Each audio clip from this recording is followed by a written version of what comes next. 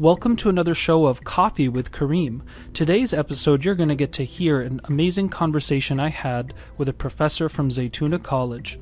We discuss issues of race in Islam, identity confusion, and other topics pertaining to self-definition. I do acknowledge that some ideas or questions may have not been addressed thoroughly or from every angle. Our intention was simply to bring to light these topics and begin the conversation. If you have any concerns or inquiries, please visit coffeewithkarim.com and go to the More section. We always love to hear your feedback and suggestions.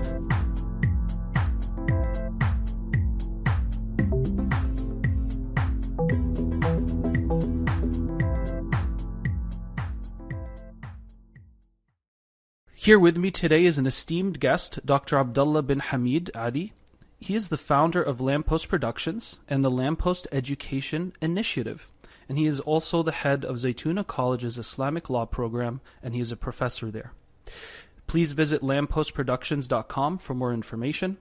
One specific topic that you specialize in is Islam and race, or race in Islam, and that's what I wanted to pick your brain on today, inshallah. So why don't you just start us by first telling us, what is racism, and maybe what's the difference between that and being prejudiced or ethnocentric, or is there a lot of crossover with some of these terms, because maybe some people are confused as to what exactly is the difference. Assalamu alaikum wa rahmatullah. Brother Karim, it's nice to be with you today. Yeah, in order to understand racism, you do have to speak about the concept of race to even start with. And the race itself is an anthropological term which is utilized to specify large swaths of people, or to try to classify large groups of people under super categories based upon certain shared or apparently shared characteristics. A race can be, again, a term which is attempting to classify people based upon the particular part of the world they live in, but also it can be utilized to classify people on the basis of the color of their skin, or it can be on the basis of shared cultural artifacts such as language and history. So there are many different ways to see race. Even though in the time we live in, I would say that most people, when they think of race, they think of race as biological in nature, or as a scientific term, even though it's not a scientific term. It's an anthropological term more than anything else, and it has been in flux throughout history. But once you have the concept of race, then racism becomes a bit more easy to understand. So, for instance, there are two fundamental definitions of race, or two different ways that people generally look upon race, or racism, I'll put it like that. So, in one sense, racism is what we refer to as just simply prejudice directed against a certain group or race of people, or species or subspecies of people, simply on the basis of racial difference. So if that racial difference is cultural, then it'll translate into a certain type of xenophobia, or if it's based upon color, then it'll be based upon that. So certain type of privileges that are given to certain people are not given to those particular people, or rather certain privileges are given to one's own people more so before they're given to others. So some people will consider that to be a certain type of racism, or even a systemic type of racism. We think about racism in that sense, and that is to say that in the view of these people, they don't consider, let's say, an Egyptian who prefers to marry an Egyptian woman, Egyptian man who prefers to marry Egyptian woman and no other woman. They wouldn't consider that to be an example of racism if they find other women to be unattractive.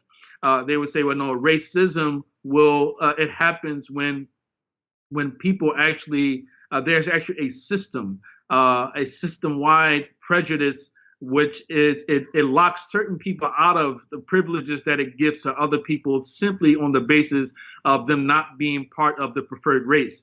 So that is one way to see race. The other example of race, or definition of race, it is less systemic in nature. And what I mean by that is what you refer to as like ethnocentrism. Like, so for instance, an example, like I gave the example of marriage. A person may be attracted to someone who looks more like him or herself. And they say, well, you know what, I want to marry this particular type of man or this particular type of woman. And so they may prefer that, or you prefer different types of music or different types of food, and you find the particular appetites of other people to be perhaps repulsive at times, and you prefer a certain type of thing. Your tastes are different, you know. So that in itself, and it goes a little bit further, and you take pride in your own culture, and you somewhat look down upon the cultures of other people. So that itself is not what we necessarily would call racism, according to those who adopt the first definition. They would call that ethnocentrism, even though they would say that a precondition for racism is ethnocentrism. You know, so you can't really have racism until you first have ethnocentrism. So you have to be very careful even about ethnocentrism. So let me try to summarize what I just understood. So it sounds like racism has almost two levels. The first one is when it is embedded in a power structure of a region or society or culture. And the second one is more of a soft racism, or maybe you could even say a psychological. You know, it exists in the psychology of the people, even if it maybe doesn't exist in the outer environment. So, for instance, you might have in, like, let's say a country where the predominant population are dark, but they see themselves as superior to the northerners who, let's say, are fair-skinned. That could be both part of the power structure of that region or country. In other words, it's embedded in the cultural notions and values, and it could also just be something that a person just ascribes to, whether that exists in the power structure of their country or not. Is that one way of understanding it? Yes, exactly. Yeah, that's precisely the difference between the two, and I believe you did a very good job to summarize what I was trying to articulate there.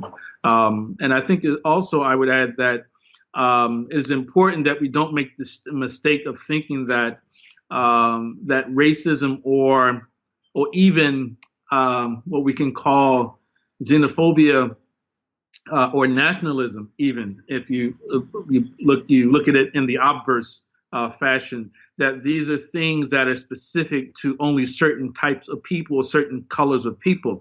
That even in Africa, in African countries, simply because people have the same black skin doesn't mean that they see one another as a homogenous race. Right. That they themselves see one another as brothers, to the exclusion of other people who don't look the same way that they do. If anything, you will find that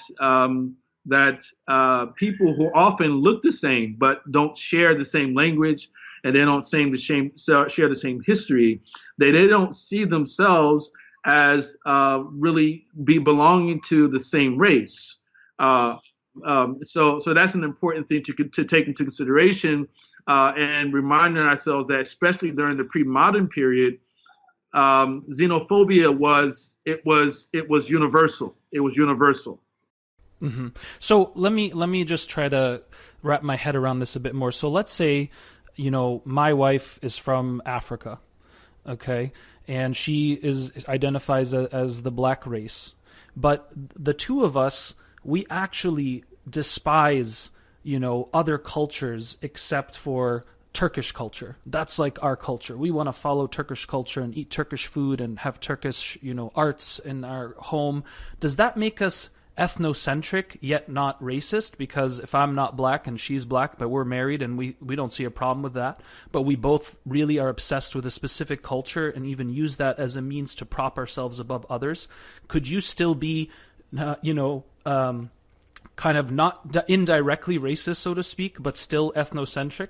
I think the operative word in your particular description was the word despise, when you despise others' cultures. I think there's a difference between taking pride in your own culture, your own history, and despising another people's culture. Now, of course, taking pride in one's history, that presumes that you held other people's cultures in to some extent in a certain amount of disdain.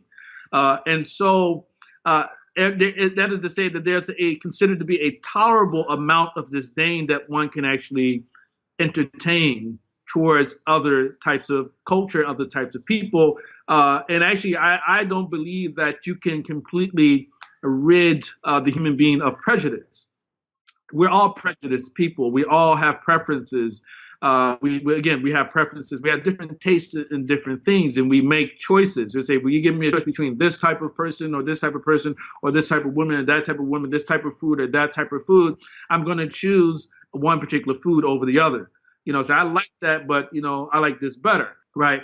But when it moves to the level of disdain where one is, I guess you would say, in an unhealthy amount of dislike. And maybe you're saying if that disdain or contempt or that negative emotion is used or weaponized in any way, then that's when we're talking about a serious transgression here. Exactly. When we start to think that because I don't like a thing, that I don't think it should exist or I don't want it in my presence, then that definitely is setting us up for creating the type of a system of oppression and tyrannical system, which will lead to what we call a racist society.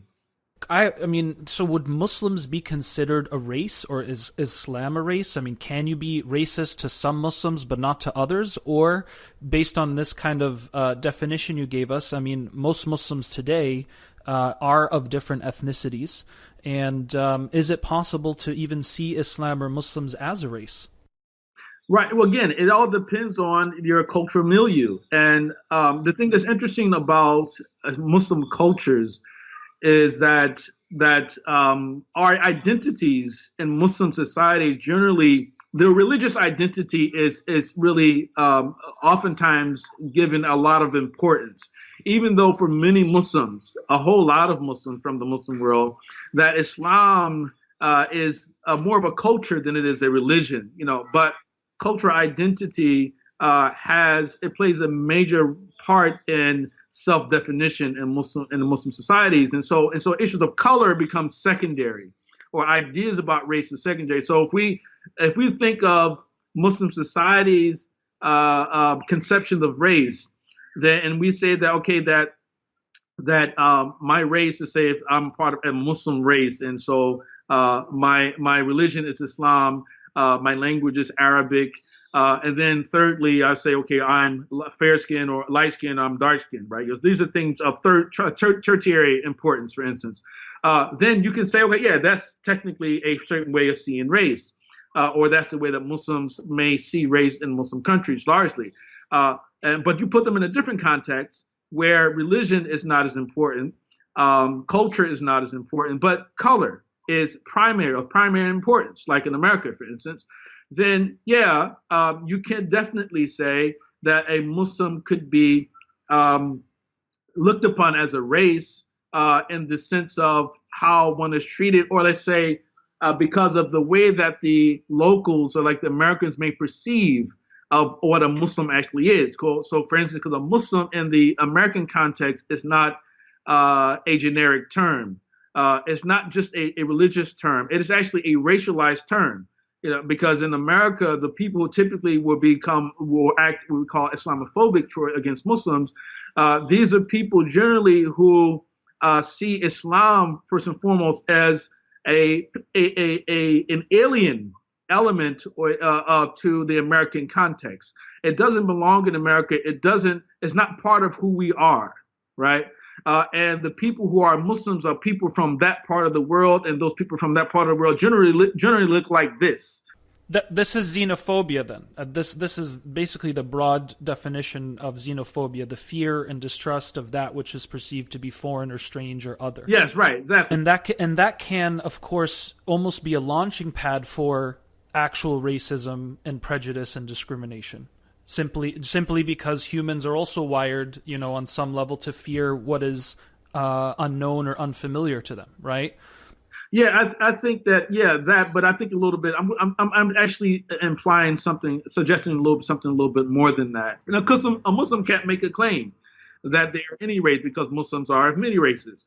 But the very fact that the in the minds of the people who typically will attack Muslims, or people who look like Muslims, right? That in itself suggests that they presume that Muslims have a certain look, right? And the very fact that they attack on the basis of looks lets you know that Muslim in the minds of the attacker is a certain type of race of person, right? So even if Muslims themselves are not being able to articulate that, you know, and even if the races may not look exactly the same, but we say, okay, they can be brown, they can be black, dark skin, sometimes they're even olive skin, right? Types of they have all those looks because that is the makeup of the majority of the Muslims throughout the world. You know, whereas they may see Christianity as a white religion, for instance. You know, Christians are Europeans, a majority the way that they would see it, and Christianity is part of who we are as Americans, as Samuel Huntington would put it, that we are, who are we? You know, that we are Anglo Protestants, right? And and that is the view of many of the white supremacists. Right, right. So, I mean, you can have a Caucasian white Muslim, and there could still be xenophobia towards that individual, but maybe not necessarily racism, because I might just see you as just another Irish guy, you know, that I grew up with in Boston, but you also happen to be Muslim and wear a kufi when you walk around. And that seems like it almost throws people off. It's like confusing. I remember once I had like a Ramadan iftar in San Francisco when I used to live there, and I had, you know, all kinds of friends come from different faiths and backgrounds. And one of my friends, it was so interesting, you know, someone who grew up in the United States and the West Coast, she was like, I thought all Muslims were, you know, brown. Like, I didn't, because there were actually Muslims there that were born and raised as Caucasian Muslims, right? Their parents were Muslim and they were born Muslim. And that was just really, I almost witnessed this like cognitive adjustment process going on when she was like, wow, like there's Muslims that look very white and look very American, and they're still praying and saying Assalamu alaikum and all these things. And, it's interesting that people get thrown off by just experiencing, you know, the diversity of the faith. And do you think this may have something to do with why perhaps converts of certain ethnicities and races seem to be sometimes more celebrated or appreciated over others? Do you think that has something to do with perhaps the collective insecurity that some Muslim communities carry? Yeah, I think that that's a good way to characterize it, as collective insecurity. And I would say that the way that we typically would classify or describe this is as is an inferiority complex born of the imbibement of white supremacy, what we call. And this is something that Muslims are dealing with today. And the world is dealing with it today, and that we have taken in or digested the notions or the presumptions of the superiority of European civilization, the superiority of white skin, and it's pretty evident. So, for instance, you think about in a country like India that spends over $300 million a year on skin whitening cream. Wow. Which outsells Coca-Cola. They outsell Coca-Cola in India. Or even in Black Africa, like Nigeria. In Nigeria, up to or more than 70% of the women in Nigeria utilize skin whitening cream.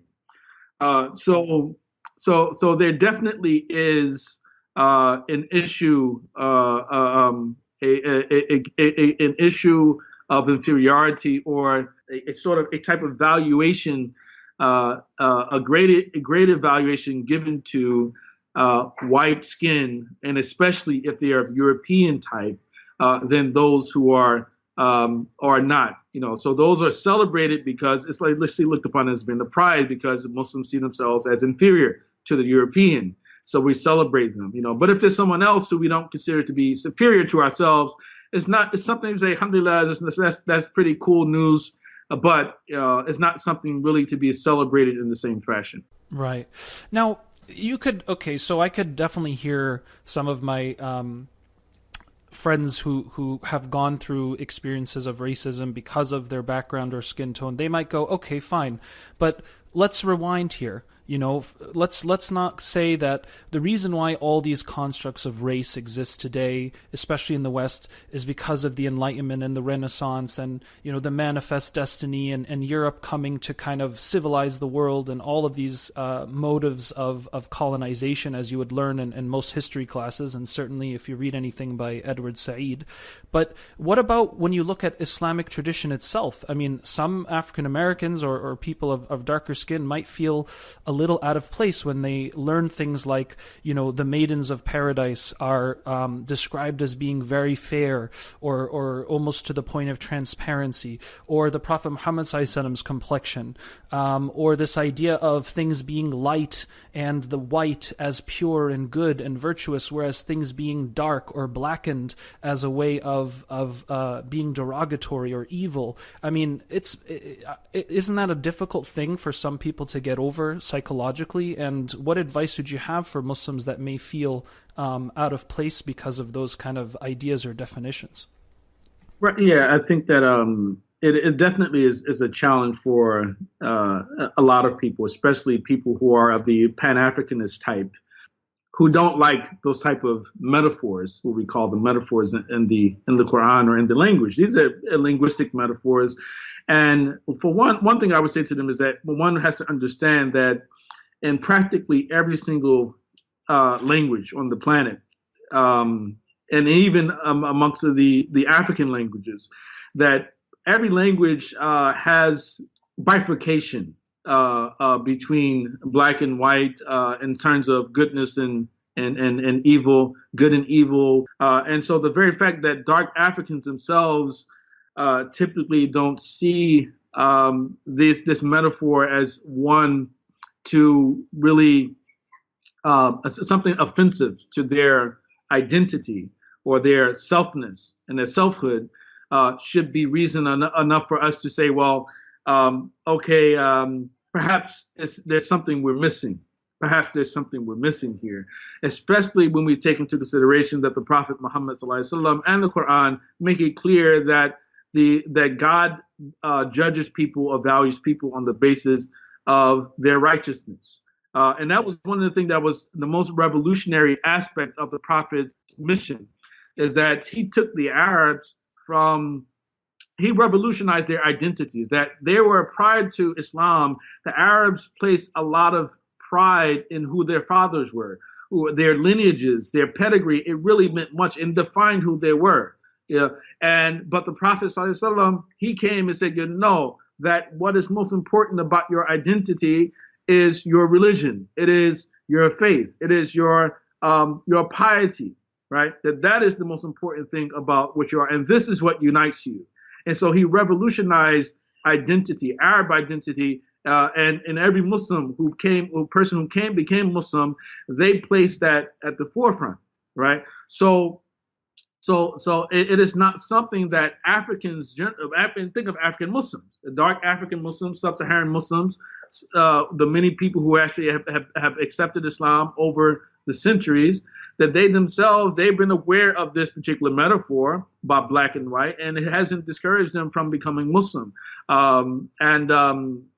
Even though there are some things that come up in our tradition which issue from the mouths of certain scholars in different ages, sometimes is in the form of racialized types of offenses, and sometimes it's some misogynistic type of things. But the Islamic Orthodoxy has been very good at maintaining the image of this, I guess you would say, a moral meritocracy, I guess you would say. That image has permeated or has been most predominant throughout Islamic history, and it's really only people who don't appreciate the creativity of language, that actually take the greatest ire at these type of suggestions or these type of metaphors. You know what's interesting too. Like, I'm going to add some Karim nerdy footnotes here. I mean, that's of course a real experience for some people, right? That they feel almost alienated by some of the terms or metaphors that are being used. But then I just kind of, I'm an analyst, so I try to think to myself, oh, well, okay, I mean, let's think about it though. I mean, the reality is human beings prefer things with light, right? Nobody wants to live in a pure dark room. I mean, one of the things that's, a nice place or home to live in is like, oh, we get great light here, or, these expressions. And second, I even think the term black, to describe a race is not even accurate half the time. I mean, really, we're talking about brown here. And I know even the ancient Egyptians, who some would call black today, they were some of the first civilizations to consider racial categories, and they considered themselves red, for example. So there's a lot of relativity there. And then on the other hand, like you said, I think the metaphors are there to teach us something bigger and beyond. So it's like saying, if I'm a lefty, do I automatically feel like I'm cursed because Allah subhanahu wa ta'ala in Islam also talks about, the right represents the good and the left doesn't, But that doesn't mean we have to be obsessive now and never take left turns when we drive, or, if I happen to be a lefty, does that mean, my food isn't blessed or my provision isn't blessed? I mean, we also have to ask ourselves how far we're going with some of these literal constructs. And as you said, recognize that language, part of its beauty is it has layers of meaning and connection. And lastly, I mean, the darker you are, scientifically speaking, actually, you're actually more equipped genetically to take in more nur from the sun, right? So when you think about some of these other things, there, when you start to see when we see other angles of it, in a way, Allah subhanahu wa ta'ala blessed dark people with being able to absorb more nur and sun than anyone else. So it's just kind of my nerdy footnote there. People have asked me before, and I've also counseled people through situations like this, what would be your Islamic advice to individuals that want to marry outside of their race or ethnicity and are met with hostility and weaponized guilt from parents or family, especially when it's cases where there are no quote-unquote Islamic reasons not to marry the person other than they are different from us? I mean, is that just straight up xenophobia and racism right there? Or would you say, hey, in some cases, it is just about existential practicality? I mean, some families just want us, want to stick with people that know our customs and our clothing, and they can cook our recipes, and your mother-in-law can speak to her daughter-in-law. I mean, do you think sometimes it is just innocent needs for existential practicality, or even those situations need to be addressed? Yeah, I think that I think both. There's a tendency of a number of people I know, imams, certain times scholars, to just simply completely condemn the fathers of girls who refuse to marry their daughters to men of, for instance, other races, quote unquote. And they'll say, okay, well, it's just totally un-Islamic. Is completely, the person is a sign that the person is racist, and a sign of person not being racist is that if they do marry their daughter, or if they marry someone of a race which is held in disdain by others, which I would argue that is not an ironclad proof that someone's no longer racist for them to marry someone outside of their race, because oftentimes because you're talking about a relationship of utility to begin with, or at least it starts that way. It may develop into something different, but you really don't know whether or not a person continues to entertain racist thoughts until you actually have your argument in a marriage. So those sort of ideas, those thoughts started to come out, then they manifest themselves.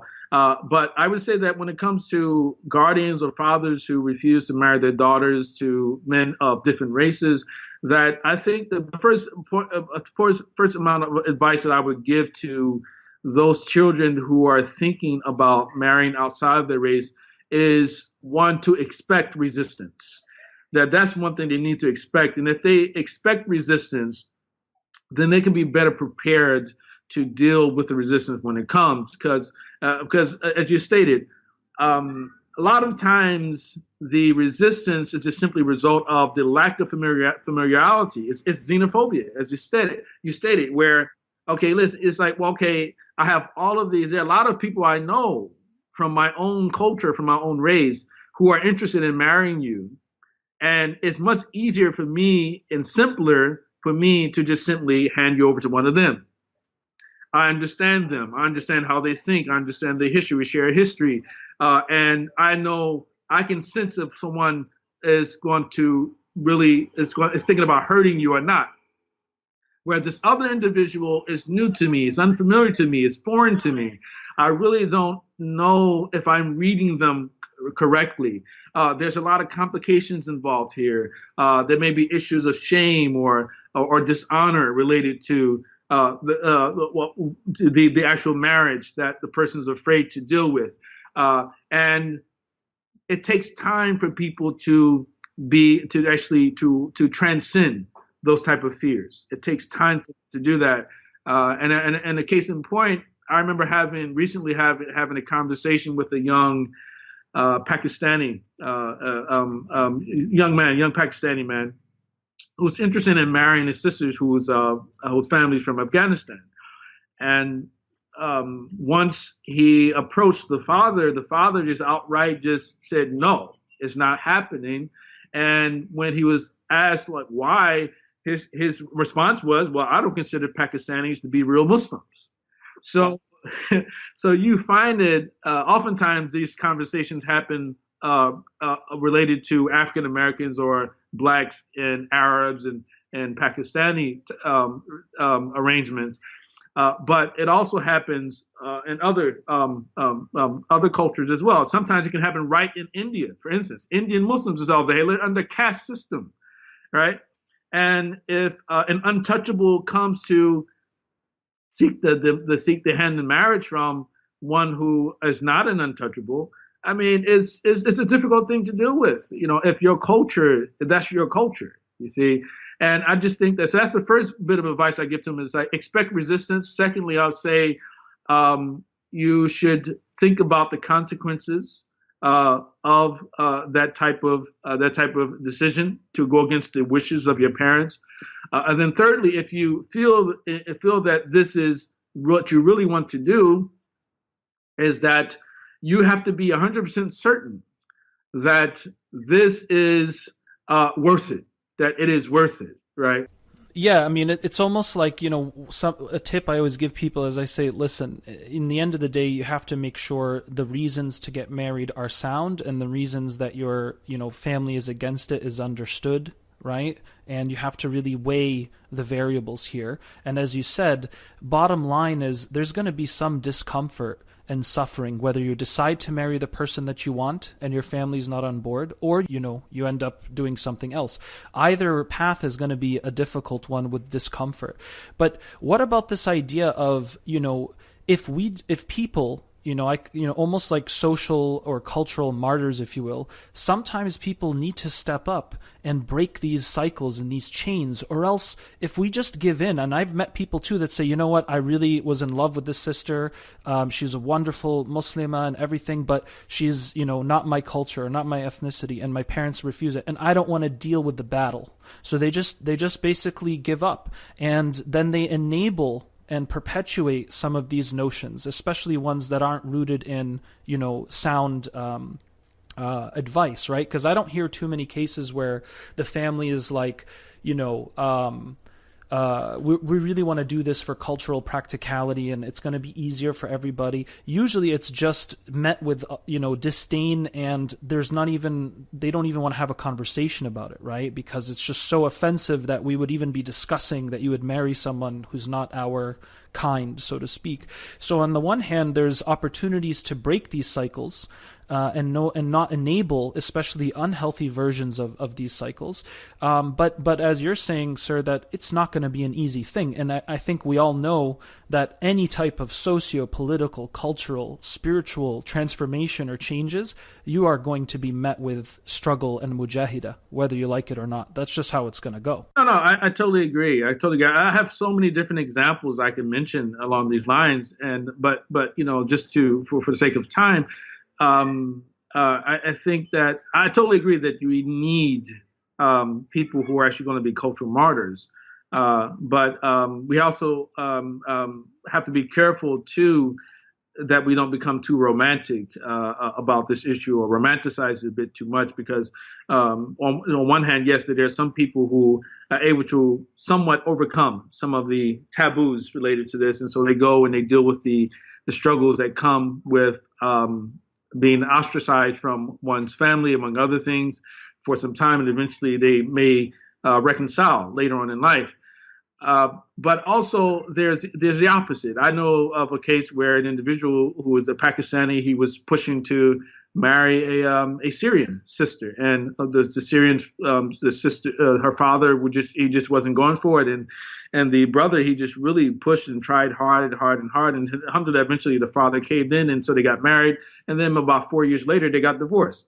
I've seen that a couple different occasions. It happened a couple different occasions like that, and sometimes I think that we will romanticize the love story and don't realize all the tension and friction that's actually going to continue, and the weight we have to carry over the years, and sometimes it's just not sustainable. Is that what you're presenting here? Yeah, yes, I'm saying. And advice I would give for the young men who actually are pursuing these young ladies is that you better make sure that she is 100% on board. That she's going to be the one who's going to have to do most of the work of convincing that, like defending and defending him or speaking with her family. That's right. So if she's willing to do that, then by all means wait and be patient.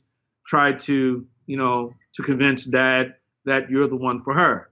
But she has to do most of the fighting. But if she's not willing to do that, then I would say just leave it alone. So we also have to use hikmah, and sometimes, as you're saying, when we're young, we may romanticize things, or we have this kind of Islam is so beautiful and we transcend racism and all these things, and of course there's a lot of wonderful teachings, but the practical processes sometimes don't always look that pretty, and we have to acknowledge that and remember that if we do pursue a similar courtship. Exactly. Okay.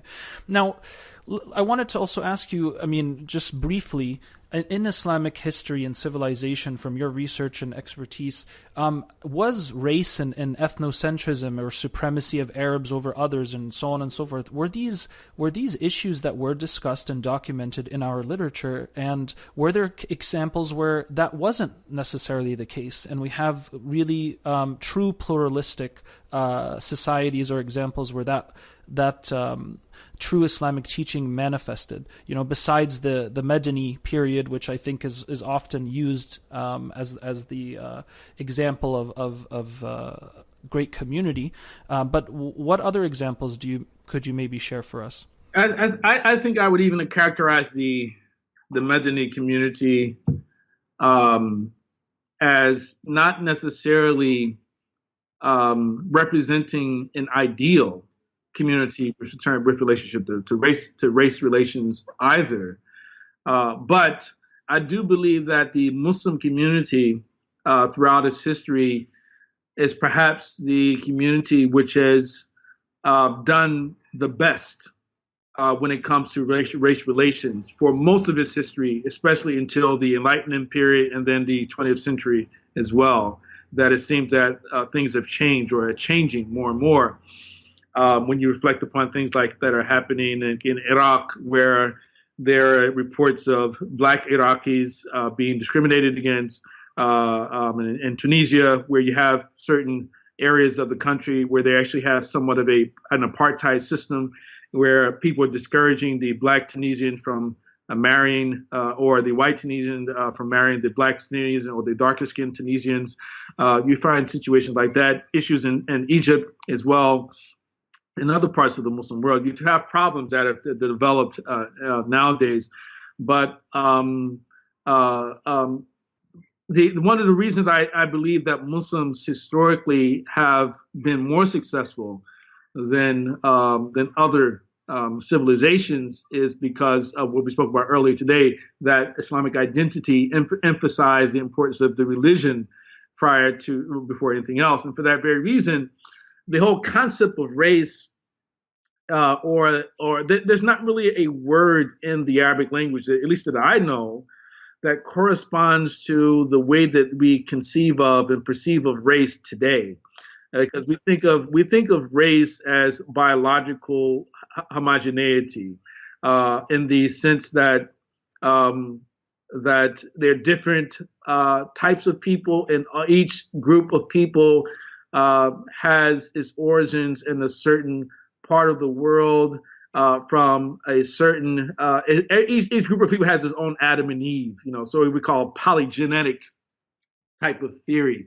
That's the way that most people sort of interact with one another, even though in Islam, there's emphasis that has been placed on the monogenetic origin of human beings, that we believe in all human beings originate from Adam and Eve, one mother and father.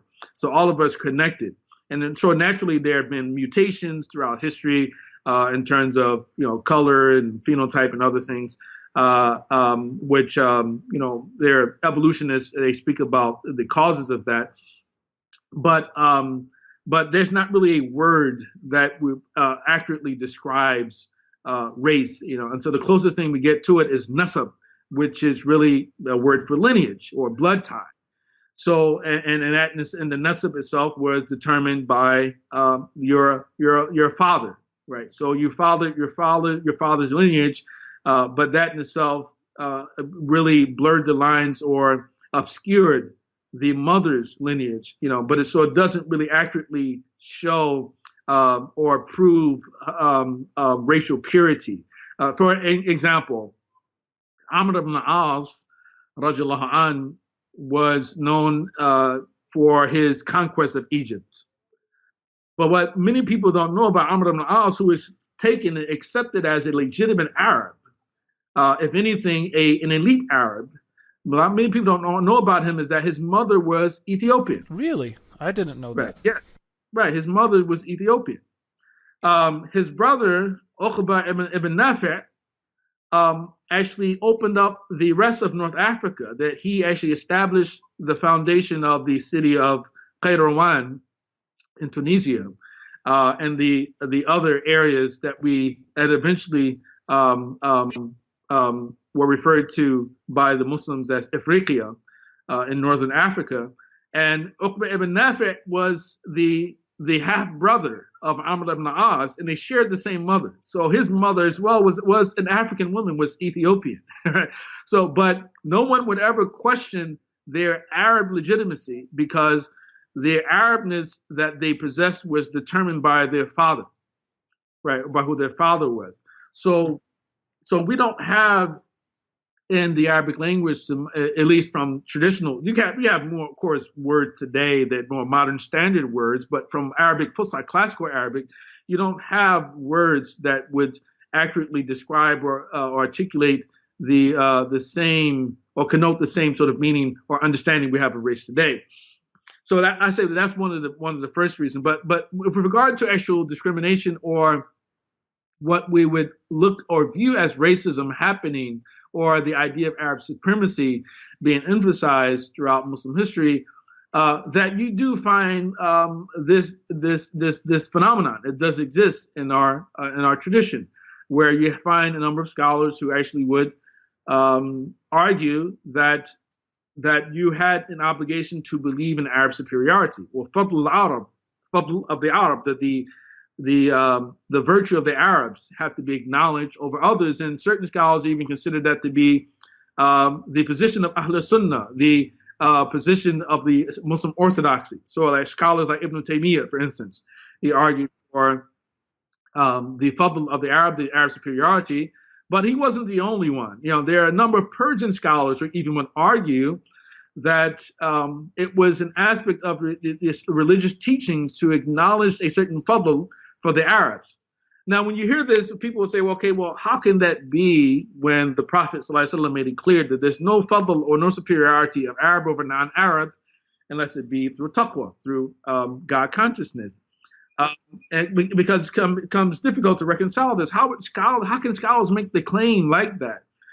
And I would say that the way that they could reconcile this is that the fadl that they speak of, or the the merits or the virtue that they speak of is not a moral or spiritual merit, whereas the hadith of the Prophet and the verse in the Quran is talking about moral superiority. It's talking about spiritual superiority, where Allah says, there's only taqwa that determines that. But the Arabs definitely have had a social cultural advantage, I guess you would say, over other groups of people historically.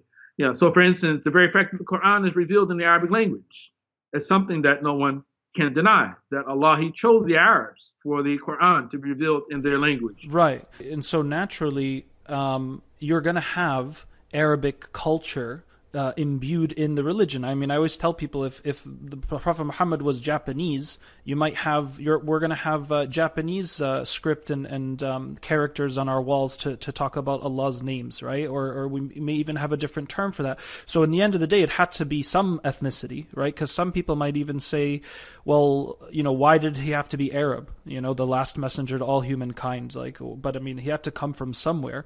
So you're saying that even other ethnicities talking about acknowledging the merit of the Arabs more as a almost like would you say like it's an anthropological facet, not necessarily a moral or spiritual one? Because to my knowledge, and maybe you can clarify, didn't the Prophet ﷺ also talk about merits of other ethnicities like Ahl al-Rum or Ahl al-Furs or the Egyptians? And can you tell us more about that? Well, indeed he did. He definitely talked about the different merits that they had. And I think that what makes this much more of a challenge for people living in our time is, again, we imagine race as meaning biological homogeneity, because one can legitimately ask the question, how does one become an Arab? And during the pre-modern period, you can ask the question, how does anyone become anything? Right, realistically, right? Because in those times, people weren't they weren't defined on the basis of this idea of biological homogeneity. It was easy to become an Arab. So most of the Arabs today are Arabized people, right? Outside of Arabia are Arabized people for the most part.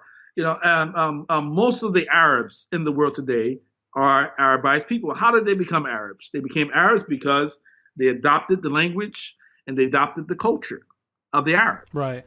And doesn't Arabic actually mean to articulate clearly? That's what it means, Yu'rib or Arab. Can you tell us more about the semantics of the term itself? Right, exactly. Arab Yu'rib definitely means to articulate oneself clearly. That the Arab is sometimes, it is used in contradistinction to the Ajam, and Ajam is the word for non-Arab, and especially for a Persian, because and the root of Ajam is one who is Mu'jam, one who does not have the ability to clearly speak or articulate him or herself, right? So but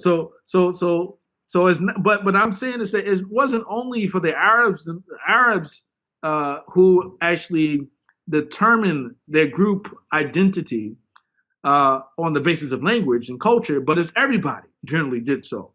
So people, it wasn't about what color you were, what are Arabs? What do they look like?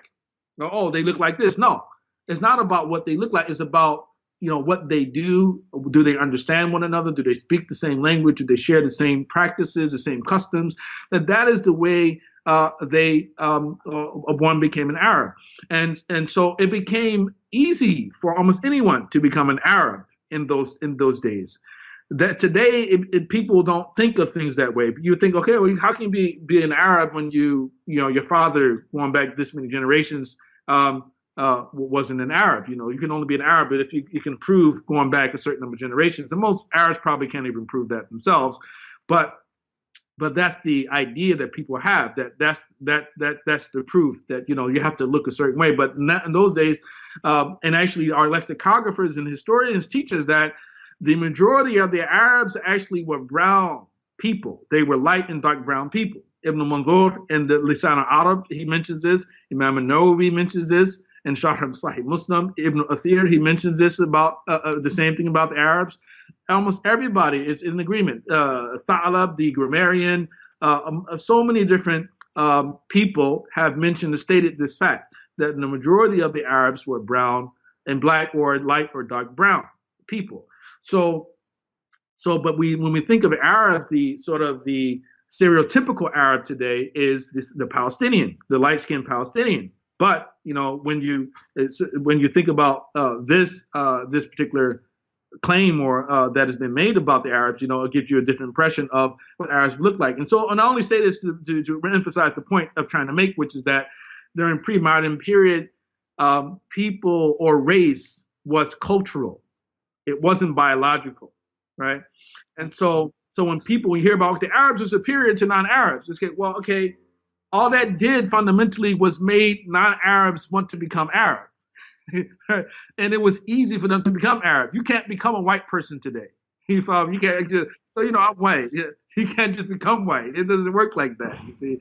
But some people would argue, though, sir, that there is this idea of white culture, and if I'm black or Asian or whatever, and I take on white culture like full on, the way I talk, what are my interests, my values. I mean, there are people that have been labeled as such, like, why are you acting white, or you're not white, or you're never going to be white, you're trying too hard to be white. So there's that aspect of culture kind of connected to even race to some extent with some people. But before you address that, I also kind of wanted to point out as a second challenge. So some people that become Muslim and they take an Arabic course and they learn that the meaning of ajam is, those who can't articulate clearly, simply because they're not Arab, which means culturally they are lacking a quality because of their culture or their tongue. I mean, what would you say to that? Is that discrimination, for example? Well, I mean, again, not being an Arab doesn't make you inferior. I mean, and this is the difference. I think the subtle distinction to be made between scholars preaching the fadl of the Arabs over the way that we understand it today. Because you read this and you say, oh my God, here you go, Arab supremacy. But these scholars were not talking about the fadl in the sense of innate or natural superiority, at least not most of those of the medieval period. Maybe scholars that you become closer to the Enlightenment period, like scholars like Yusuf ibn Mar'i al-Karami, the Hanbali scholar from Syria, perhaps, when you read his book, Fadl al-Arab al-Ajam wa Fadl al-Ilmi al-Nasab, then you can easily get the impression that he's arguing that Arabs are naturally superior to non-Arabs. But I would say that, of course, Allah subhanahu wa ta'ala judges you on your words, and judges you on the basis of your deeds. As a hadith says, that Inna Allah la yanzuru ila suwarikum, that Allah doesn't look at your physical forms, but lakin yanzuru ila qulubikum wa a'malikum. And in one, He looks at your hearts and your deeds, and in one narration, He looks at your hearts. So this is what we have to remind people of. This is what Allah subhanahu wa ta'ala judges us by. And that's when it really means something, Right, and that's the crux of the matter, is we have to go back and go, okay, with all these constructs of race and politics and maybe my own trauma, what does the teachings really say? And like you said, this verse from the Quran almost kind of dispels a lot of confusion. It just says, hey, listen, human beings, forget about the outside. In the end of the day, it comes down to your internal reality, and that's what only Allah subhanahu wa ta'ala knows that. Right. Mm-hmm. And I think another point that's worth mentioning here is we also have to remember as Muslims that Arabic is not the only language Allah communicated to humankind through. We do have documentation of, 124,000 prophets, another narration, 224,000 prophets. Allah subhanahu wa ta'ala says in the Quran that we sent every nation and tribe a warner, Another verse in the Quran alludes to, there are many prophets who we've not shared their stories, and some we have shared them, and some we haven't. So there is this kind of open-ended aspect to it, which I think is part of the universal beauty of the Islamic teaching, that if we forget about it, it becomes very easy for us to now be stuck in these tunnels and compartmentalizing, certain aspects or statements of the religion, and now we fixate on it, and we forget about how that is just a pixel from this much bigger picture that we have to take as a whole, right? Udkhulu fi silmi kafa. This is very important, but nowadays, sure, nobody can practice any religion perfectly inside and out in every aspect, but sometimes I feel like, the ego and politics and cultures have agendas, and so we always love to kind of pick and choose what parts of the religion we want to highlight, either for or against us. Right. Exactly. But and I would say as well that as a word of caution too, is that while on one hand we want people to understand that Allah subhanahu wa ta'ala has chose different groups of people throughout history for his message and for his revelation, but at the same time we don't want to send the message to Muslims that the goal or the aim of Islam is to create an egalitarian existence. You understand? Allah subhanahu wa ta'ala does choose some people over others. He prefers some people over the others.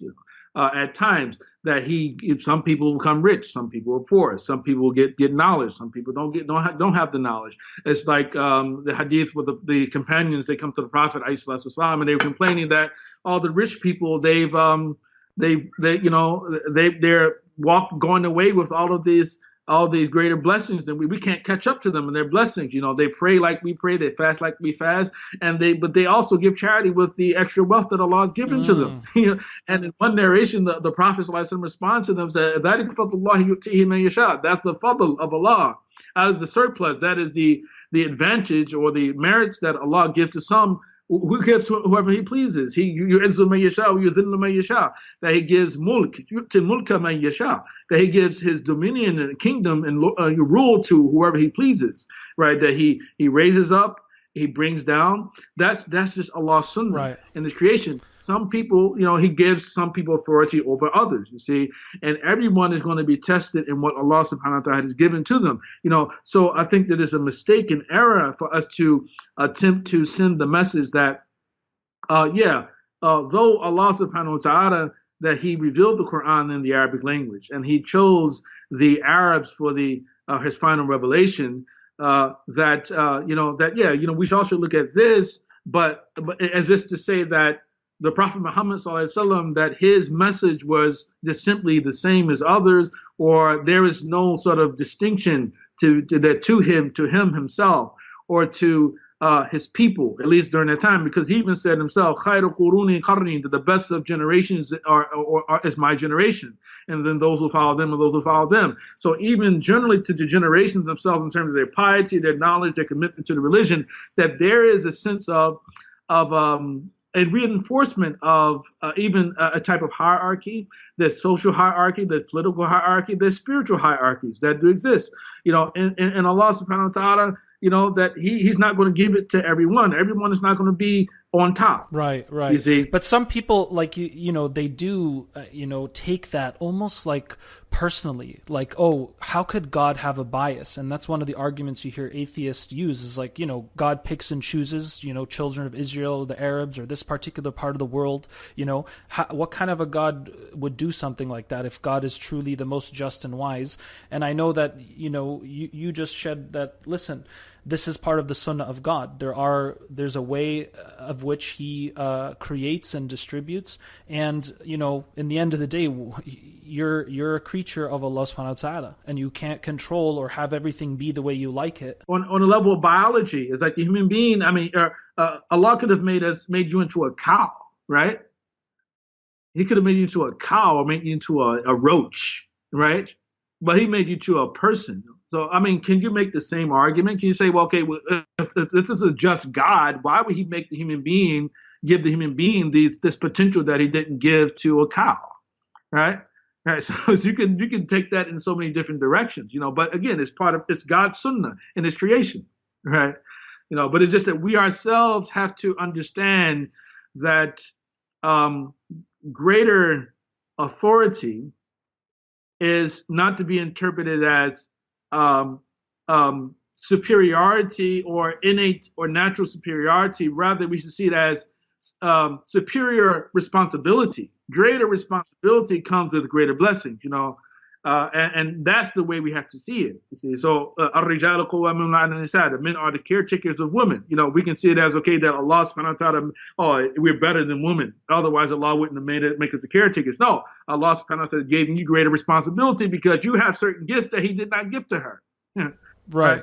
Or paradise is at the feet of the mothers. So does that mean mothers are superior to fathers and are not as important, right? So like you're saying, people can just take what they want, and it always comes down, as I say, down to intention and interpretive efforts, right? Because like you said, anybody can take anything and just stretch it and wrap it the way they want. So this is part of ikhlas, is to really try to find the truth and ask God for guidance to give us wisdom, rather than just picking out all these things that maybe don't fit into our intellect or our reasoning.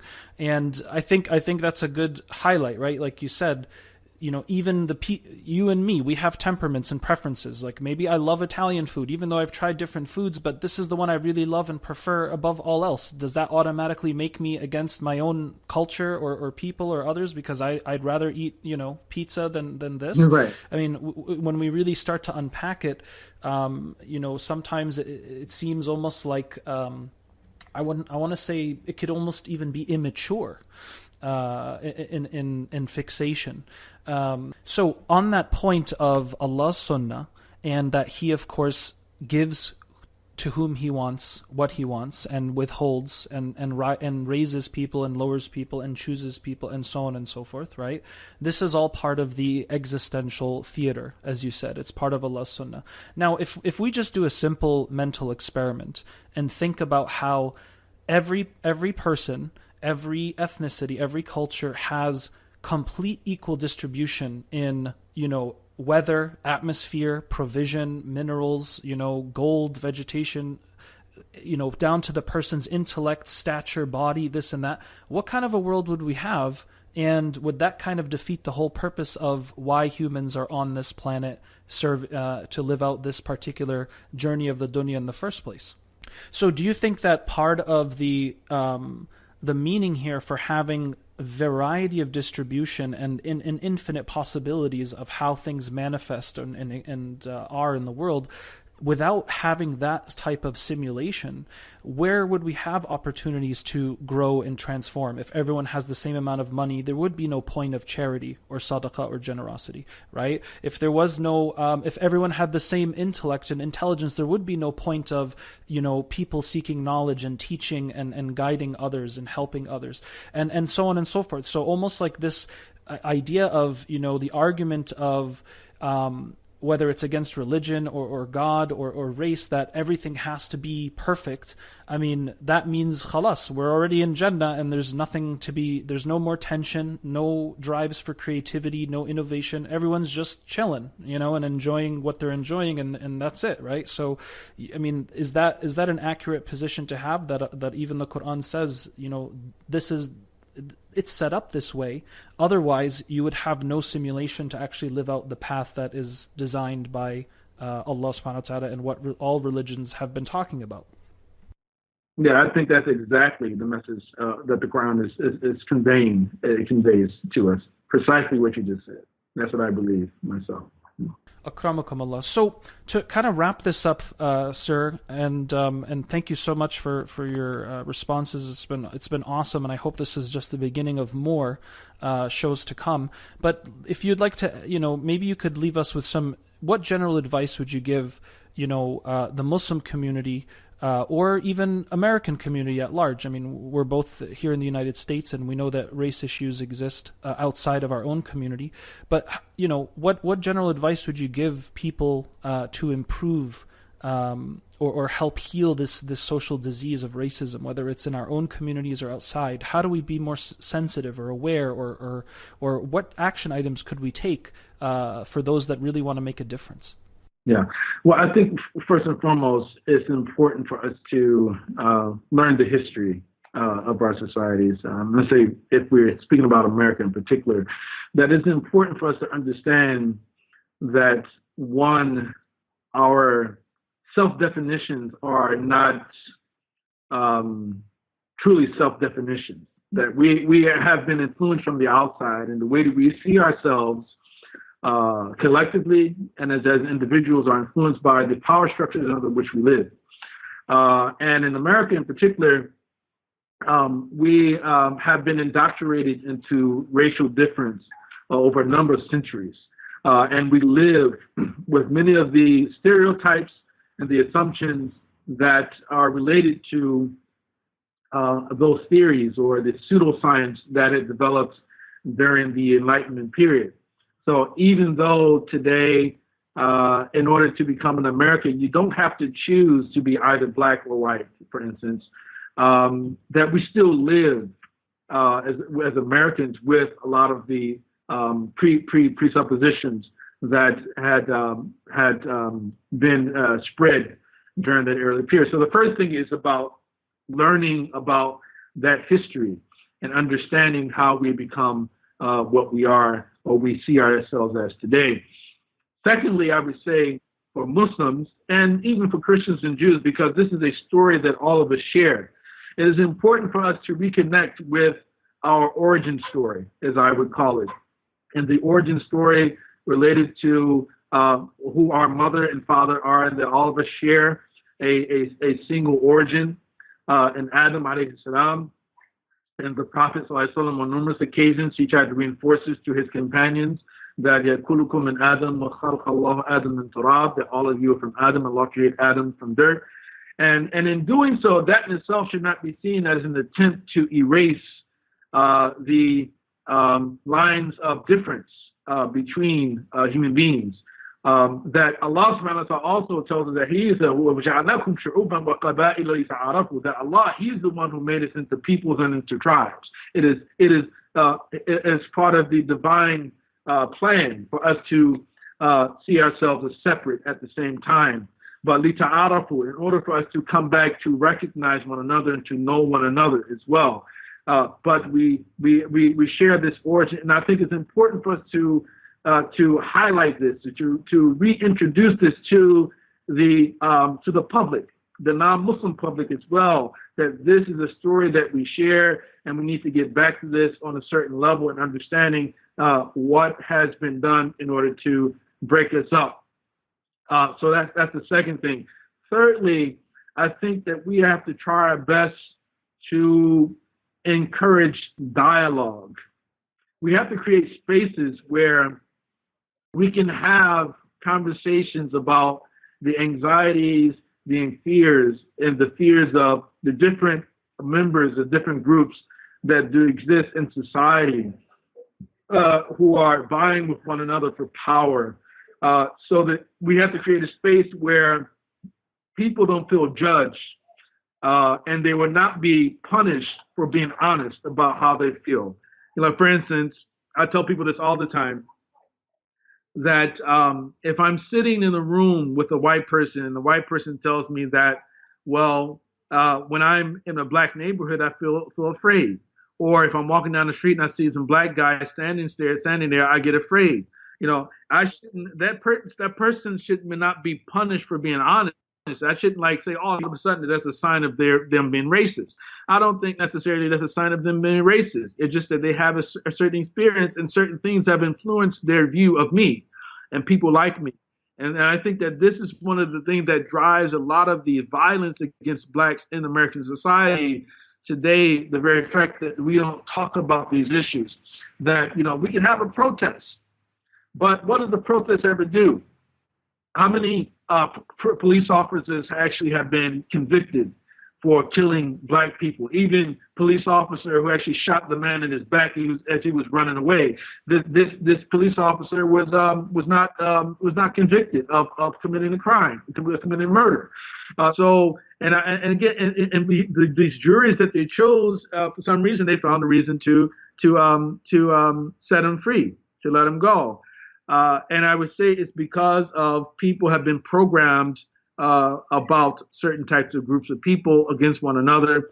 and those at the top, they utilize these biases that have been placed in us to the advantage of the rich, I guess you would say. And this is Pharaoh too. Pharaoh in the Quran, that in the Fir'auna ala fil ardi wa ja'ala ahlaha shi'a yastad'ifu ta'ifatan minhum, that Pharaoh he exceeded bounds in the earth, and he stratified the people into different groups, and he oppressed a faction among them. Right. So this is the Pharaonic order. That is what he does, you see. But so it's divide and conquer.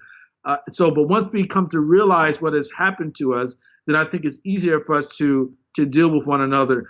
So for instance, what's happening right now in Charlottesville, Virginia, is very bad. What's happening there, and in one sense, you could say, well, this is just racist. They should want to get rid of the statue.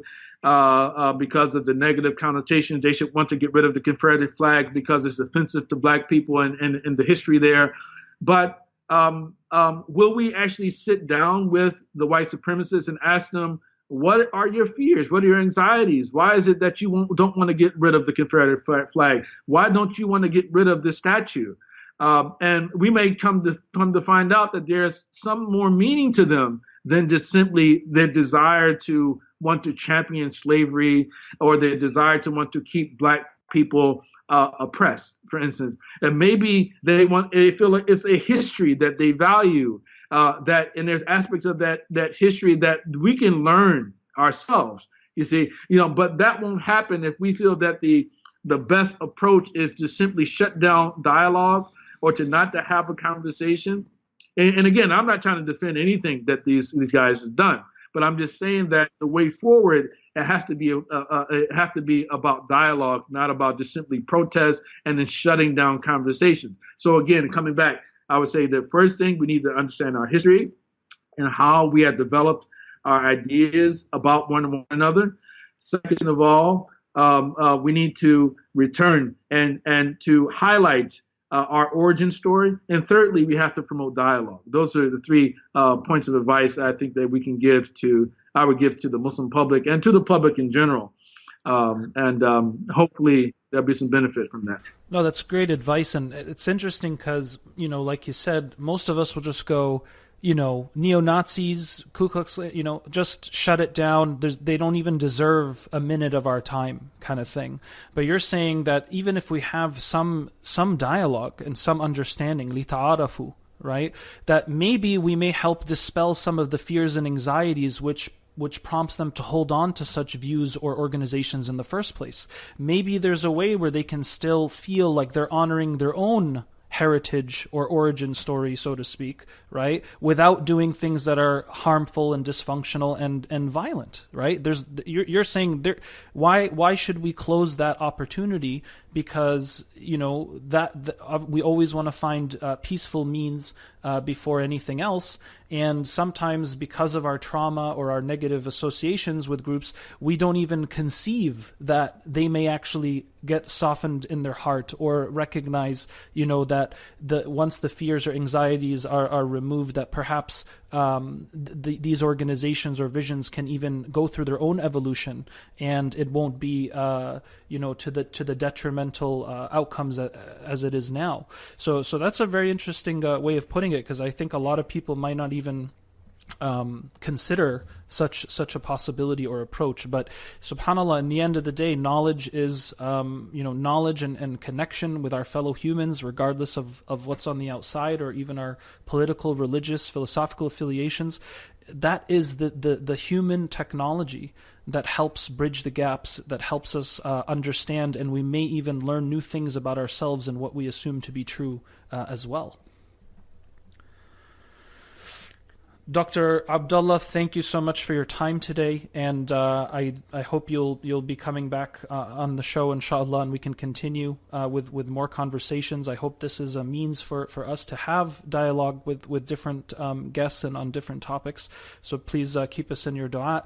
Don't forget, ladies and gentlemen, lampostproductions.com, wonderful website with great resources and courses, and I encourage everyone to check that out. Dr. Abdullah, thank you so much for coming on today. Alhamdulillah, my pleasure. You take care.